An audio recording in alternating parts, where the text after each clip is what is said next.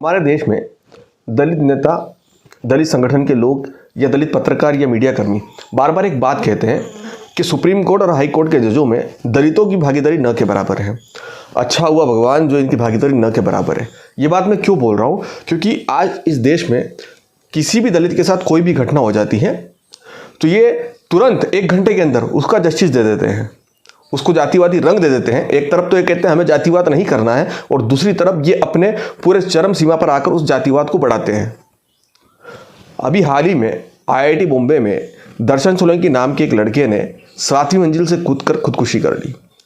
उसके घर वालों को तो बाद में पता चलेगा, इनको पहले पता चल गया कि उसके साथ जातिगत भेदभाव हुआ, जाति की वजह से उसको उत्पीड़न दिया गया और इस वजह से उसने खुदकुशी कर ली। सोर्स क्या है? सोर्स ये है कि वहाँ के कुछ दलित संगठन के लोगों से इन्होंने बात करी कॉल पे और उन्होंने बताया कि दर्शन सोलंकी जो है जातिवादी माहौल से तंग था, उसके रूममेट उसके साथ जातिवादी हरकतें करते थे, इस वजह से उसने परेशान होकर खुदकुशी कर ली।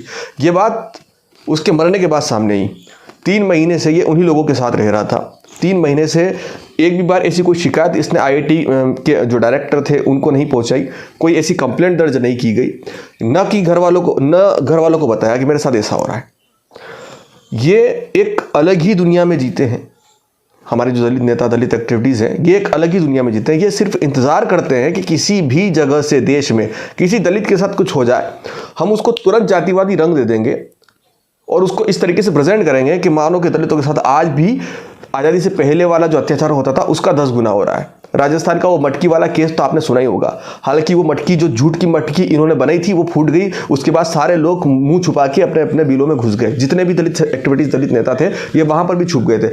लेकिन ये दर्शन सोलंकी को वापस उठा रहे हैं मामले को, और ये रोहित वेमुला जो कि IIT का एक छात्र था, उससे जोड़कर बता रहे हैं कि देखिए एक और रोहित वेमुला मर गया, एक और दलित युवक मर गया, दलित छात्र मर गया।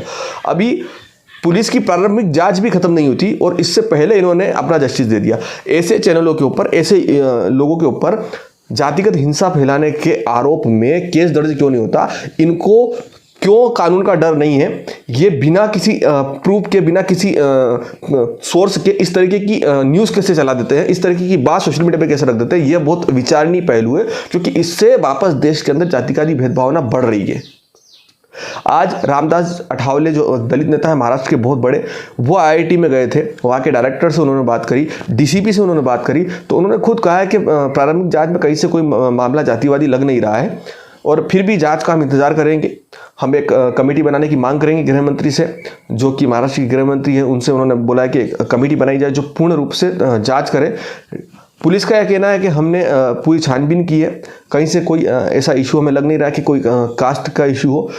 दर्शन सोलंकी का एक लास्ट पेपर था, उसके जस्ट बाद उसने अगले दिन सुसाइड कर लिया। उसका लास्ट का पेपर बिगड़ गया था और उसने ये बात अपने घर पे अपने पिताजी को बताई थी। पिताजी ने कहा था कोई दिक्कत नहीं, जो भी होगा देखा जाएगा, कोई टेंशन लेने वाली बात नहीं है।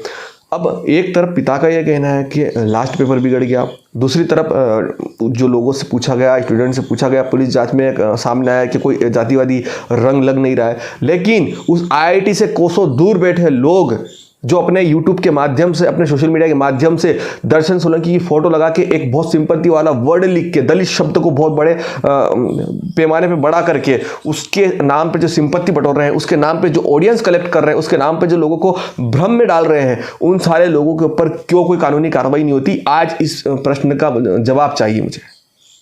आज वापस से इस देश में जातिगत भेदभावना बढ़ रही है, जातिगत हिंसा बढ़ रही है। इसका सबसे बड़ा कारण है ये जो सो कॉल्ड दलित नेता, दलित एक्टिविस्ट सोशल मीडिया पे घूम रहे हैं, इनका इसमें सबसे बड़ा योगदान है। दलित हितों के नाम पे कुछ नहीं करना, दलित शिक्षा के नाम पे इनको कुछ नहीं करना, लेकिन सिर्फ और सिर्फ उनके नाम पे राजनीति करना, उनकी मौत पर राजनीति करना इन लोगों को बहुत अच्छी तरीके से आता है। और आज इसी तरीके से ये राजनीति कर रहे हैं। जिस तरीके से महिला अत्याचारों के ऊपर राजनीति होती है, उसी तरीके से दलित अत्याचारों के ऊपर राजनीति हो रही है। इस राजनीति को रोकना होगा और इन जैसे लोगों को जो मिथ फैलाते हैं, जो झूठ फैला रहे हैं, जब झूठ सामने आ जाए, जब वाकई में कोई सच्चाई अगर उस चीज से निकल कर नहीं आए जो ये बताते हैं, तो इनके ऊपर कार्रवाई होना चाहिए, इनको जेल में डालना चाहिए। तब कहीं मुझे लगता है कि ऐसे मामले जो झूठे फैलाए जाते हैं वो बंद होंगे। बाकी आगे दर्शन सोलंकी के इसमें जो भी होगा हम उसको फेस करेंगे। अगर वाकई में उसके साथ कुछ गलत भी हुआ होगा तो हम उसके गुनहगारों के लिए कड़ी से कड़ी सजा की मांग करेंगे। लेकिन जो पुलिस की प्रारंभिक जांच आई है उसमें कहीं से कहीं तक ये मामला सामने नहीं आया कि जातिगत भेदभावना है। कुछ लोगों के कहने पे, कुछ दलित संगठनों के कहने पे अगर इस तरीके से आप मीडिया में न्यूज़ चला देंगे बिना किसी सोर्स के, बिना किसी प्रूफ के, तो मुझे लगता है कि बहुत बड़ा इस देश में जातिवाद का जो माहौल है वो बढ़ जाएगा। और ये लोग उसी फिराक में बैठे हुए हैं, ये लोग उसी ताक में बैठे हुए हैं कि हम बस हमारा जो मकसद है उसको आगे बढ़ाएं, चाहे कुछ भी हो बाद में, हमारे समाज के गरीब लोगों के साथ कुछ भी हो, हमारे समाज के लोगों के साथ कोई रहना पसंद करे, कोई उठना पसंद करे ना करे, हमें हमारी ऑडियंस कलेक्ट करना है, हमें ये नफरत का जहर फैलाना है और हम फैला रहे हैं। एक तरफ हम जातिवाद खत्म करने की बात कर रहे हैं, दूसरी तरफ हम हमारी ही जाति के लोगों की बात को लेकर जातिवाद फैला रहे हैं। बहुत सोचने और समझने वाली बात है। विचार करिएगा, अगर इस तरीके से जातिवाद फैला इस देश में तो फिर कौन गरीब दलितों के साथ उठना बैठना पसंद करेगा? ये बहुत विचारणीय है। हर कोई डरेगा हमारे साथ उठने बैठने से। तो इन जैसे दलित नेताओं के, इन जैसे दलित एक्टिविटीज़ों के, इन जैसे दलित पत्रकारों के खिलाफ कार्रवाई होना चाहिए जो झूठ फैलाते हैं बिना